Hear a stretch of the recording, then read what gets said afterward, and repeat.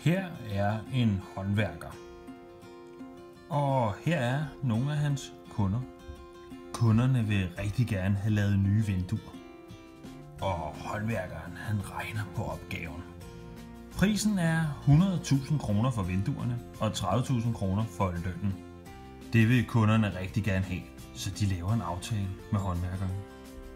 Men på vej hjem i bilen, der bliver håndværkeren lidt nervøs, for han har et problem. Han har nemlig kun en kredit på 20.000 i banken, og vinduerne de koster 100.000 kroner. Håndværkeren kan ikke få kredit hos byggemarkedet. Han har ikke lyst til at spørge banken om en kredit, og han har slet ikke lyst til at spørge kunderne. 80% af alle små forretninger kender godt det her problem. Men vent, her kommer hjælpen. Andelsgarant AMBA. Ja, det er sgu et tosseord, det der AMBA. Det lyder som om man slugte en tusse.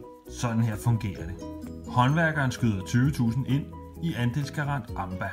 Ja, AMBA. Og får kredit på 100.000 bananer. Ej, det er pjat. Det er rigtige penge. 100.000 rigtige penge.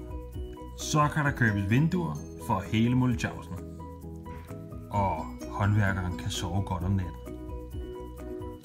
Og håndværkeren der kunne selvfølgelig lige så godt have været en kvinde. Så tag du lige fat i andelsgarant AMBA. Ja, det er også med det tossede efternavn.